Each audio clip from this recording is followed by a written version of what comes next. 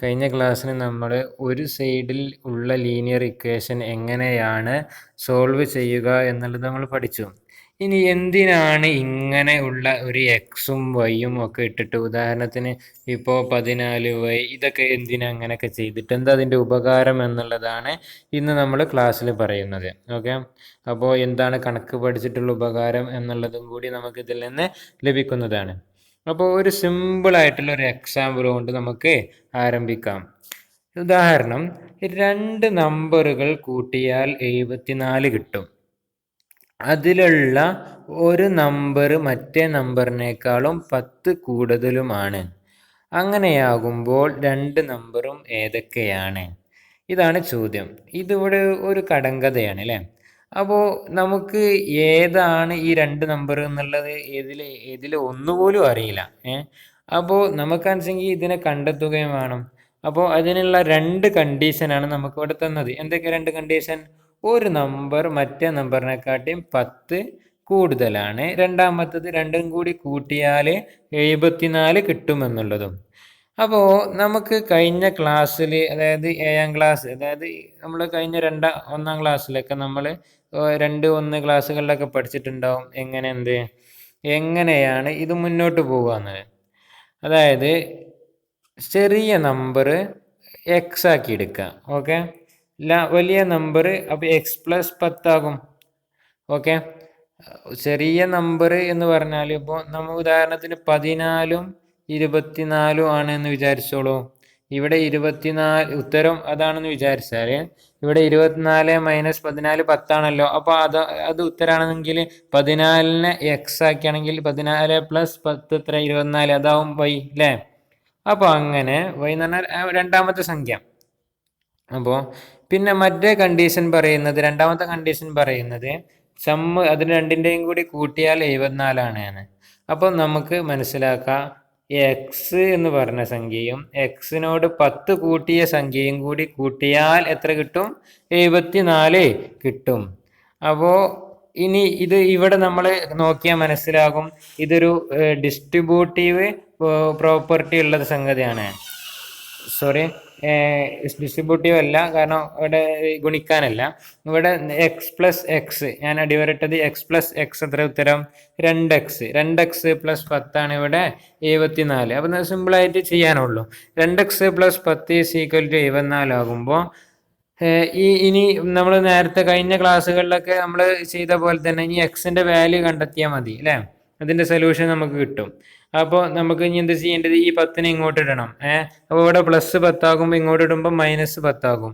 അപ്പോൾ 74 - 10 64. അപ്പോൾ 2x 64 ആണെന്നായി. അപ്പോൾ ഒരു x 32. കാരണം 2 ഇങ്ങോട്ട് ഇട്ടാൽ 2 ഈ ഭാഗത്തേക്ക് ഇട്ടാൽ 64 ആയിരിക്കണം. 2 32 അല്ലേ? അപ്പോൾ ഇവിടെ ഒരു സംഖ്യ, ചെറിയ സംഖ്യ എത്രയാണ്? 32 ആണ്. അപ്പോൾ 32 + x 42. അപ്പോൾ 2 സംഖ്യ നമുക്ക് കിട്ടിയില്ലേ? ഇനി നോക്കി, 32ഉം 42ഉം അല്ലേ? ഈ സംഖ്യകളാണ് നമ്മളിപ്പോൾ പറഞ്ഞ 2 നമ്പറുകൾ. ഈ കൂട്ടിയാൽ 74 കിട്ടുമെന്ന് പറഞ്ഞ നമ്പർ. അപ്പോൾ 32 42 എത്ര ഉത്തരം? 74. അപ്പോൾ ഇതുപോലെയുള്ള കടങ്കഥകളൊക്കെ ഉത്തരം കിട്ടാൻ നമുക്ക് എന്ത് ചെയ്യാം? ഇതുപോലുള്ളത് ഉപയോഗിക്കാം. അപ്പോൾ ഒരു എക്സാമ്പിൾ നോക്കാം. എക്സാമ്പിൾ 5 നോക്കൂ.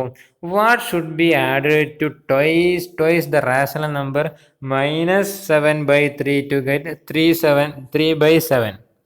ഏത് റാഷണൽ നമ്പറാണ് ഈ -7/3 എന്നുള്ളതിൻ്റെ ഇരട്ടി കിട്ടാൻ കൂട്ടേണ്ടത് എന്നുള്ളതാണ് ചോദ്യം. ഏത് റാഷണൽ നമ്പറാണ് -7/3 എന്നുള്ളതിൻ്റെ ഇരട്ടിയോട് കൂട്ടേണ്ടത് 3/7 കിട്ടുവാൻ? അപ്പോൾ -3/7 എന്നുള്ളതിൻ്റെ -7/3 എന്നുള്ളതിൻ്റെ ഇരട്ടിയോട് ഏത് റാഷണൽ നമ്പർ കൂട്ടിയാലാണ് 3/7 എന്നുള്ള സംഖ്യ കിട്ടുക? വളരെ സിമ്പിളാണ്. കാരണം ആദ്യം എന്ത് ചെയ്യുക? -7/3 എന്നുള്ളതിന്റെ ഇരട്ടി അതിനെ 2 ഗുണിക്കുക. അപ്പോൾ -14/3 എന്നുള്ളത് കിട്ടും. അപ്പോൾ -14/3.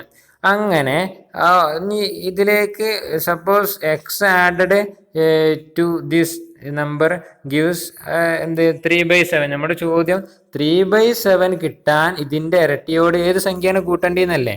ആ സംഖ്യനെ നമ്മൾ എന്താക്കുക, എക്സ് ആക്കി മാറ്റുക. ഓക്കെ, അപ്പൊ എക്സും ഈ സംഖ്യയും ഈ ഇരട്ടിയും കൂടി കൂട്ടി എത്ര കിട്ടണം? 3/7 കിട്ടണം അല്ലേ? അപ്പോൾ ഇതാണ് അതിന്റെ X plus minus 14/3.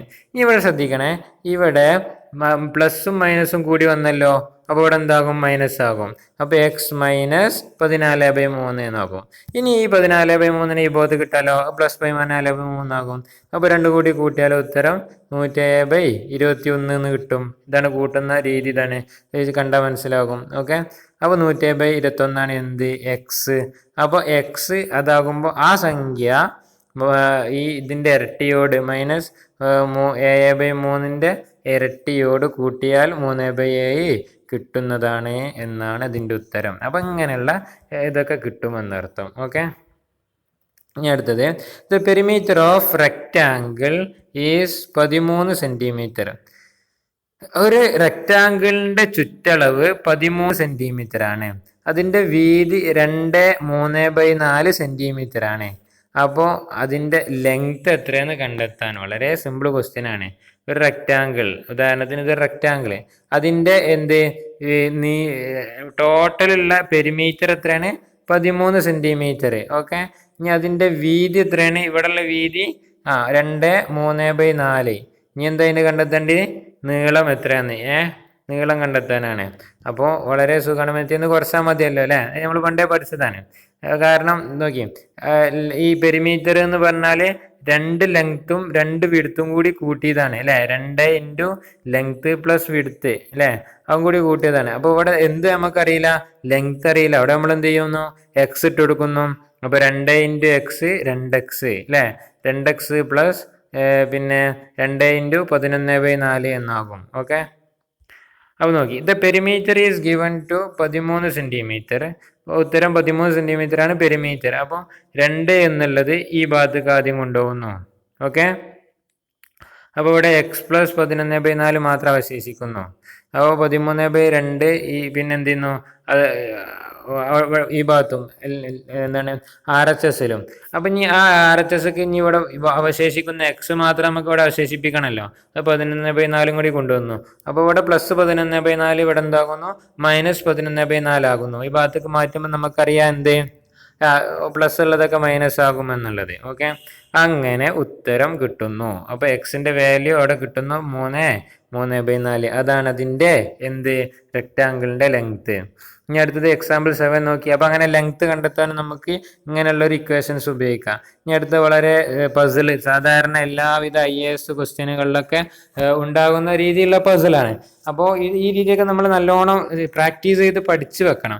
The present age of സാഹിലിൻ്റെ മദർ. സാഹിലിൻ്റെ ഉമ്മയുടെ ഇപ്പോഴുള്ള വയസ്സ് അവൻ്റെ വയസ്സിനേക്കാൾ 3 ഇരട്ടിയാണ്. അപ്പോൾ 5 കൊല്ലം കഴിഞ്ഞാൽ രണ്ടാളുടെ വയസ്സും കൂടി കൂട്ടിയാൽ 66 കിട്ടുകയും ചെയ്യും. അപ്പോൾ എത്രയാണ് അവരുടെ ഇപ്പോഴുള്ള വയസ്സ് എന്നാണ് ചോദ്യം. അപ്പം നമ്മൾ ഒരു ടേബിൾ ഉണ്ടാക്കി. ഈ ടേബിൾ ഒന്ന് ശ്രദ്ധിക്കുക. ഇപ്പോൾ ഉള്ള വയസ്സ് പ്രസൻറ്റ് ഏജ് സാഹിലിൻ്റെത് എക്സ് ആണെങ്കിൽ ഇപ്പം എന്താണ് അമ്മയുടെ വയസ്സ് 3x ആകും അല്ലേ? പിന്നെ 5 കൊല്ലം കഴിഞ്ഞാൽ എക്സ് പ്ലസ് 5 ആകും. ഇവിടെ 5 കൊല്ലം കൂടെ കഴിയണ്ടേ? അപ്പോൾ അമ്മയുടെ വയസ്സോ? അമ്മേൻ്റെ വയസ്സ് 3x പ്ലസ് 5 ആകും അല്ലേ? ഓക്കെ, അപ്പോൾ 3x പ്ലസ് 5 എത്ര വരും ഉത്തരം? 3x പ്ലസ് 5 രണ്ടും കൂടി കൂട്ടണം. അപ്പോൾ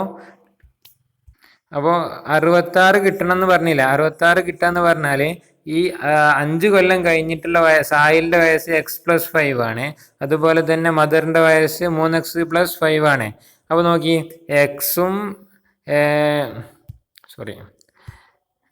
എക്സ് പിന്നെ ഇവിടെ 3x, ഈ എക്സും 3xും എക്സും എത്ര? 4x അല്ലേ? പിന്നെ 5ഉം 5ഉം 10. അപ്പോൾ അതാണ് ഈ ആൻസർ ആണ് 66. രണ്ടാമതും കൂടി കൂട്ടിയ വയസ്സ്. ഇനി 4x പ്ലസ് 10 എന്നുള്ളതാണ് 66 വരുന്നത്. ഓക്കെ, അപ്പോൾ ഇനി എക്സിൻ്റെ വാല്യൂ കണ്ടെത്താൻ പണിയുണ്ടോ? ഇല്ല. കാരണം എന്താ? ഇതിനെ 10നെ കണ്ട് ട്രാൻസ്പോസ് ചെയ്യുന്നു. അപ്പോൾ 56 ആകുന്നു. ഇനി 56 4x ആകുമ്പോൾ ഒരു എക്സ് എത്ര? ഒരു എക്സ് 14. അപ്പോൾ സാഹിലിൻ്റെ ഇപ്പോഴത്തെ വയസ്സ് 14. 5 കൊല്ലം കഴിഞ്ഞിട്ടുള്ള വയസ്സ് 19. അമ്മൻ്റെ വയസ്സ് ഇപ്പോഴുള്ള വയസ്സ് 14 ഇൻറ്റു 3 42 വയസ്സ്. 5 കൊല്ലം കഴിഞ്ഞിട്ടുള്ള വയസ്സ് എന്ത്? 47. ഓക്കെ, 47ഉം 19ഉം എത്ര? 66 കിട്ടുന്നു. അപ്പോൾ ഇത് കുറച്ച് കുടുങ്ങുന്ന പ്രശ്നങ്ങളുള്ളതായതുകൊണ്ട് ഒന്നും കൂടി ചിന്തിക്കാനുള്ളതായതുകൊണ്ട് നമുക്കിന്ന് ഇവിടെ നിന്ന് വെച്ച് നിർത്താം. അപ്പോൾ ഏതായാലും നിങ്ങൾ ആദ്യത്തെ 4 എക്സസൈസ് വളരെ ഉഷാറായിട്ട് ആദ്യത്തെ 5 വളരെ ഉഷാറായിട്ട് ചെയ്യുക. നമുക്ക് ടോട്ടൽ 16 എക്സസൈസ് ഉണ്ട്. അപ്പോൾ ആദ്യത്തെ 5 ഇന്ന് ചെയ്താൽ പിന്നെ 5 അടുത്ത ക്ലാസ്സിൽ ചെയ്താൽ മതി. അപ്പോൾ വളരെ ഉഷാറായിട്ട് എല്ലാവരും ചെയ്യാൻ ശ്രമിക്കുക. അസ്സലാമു അലൈക്കും വറഹ്മത്തുള്ളാഹി.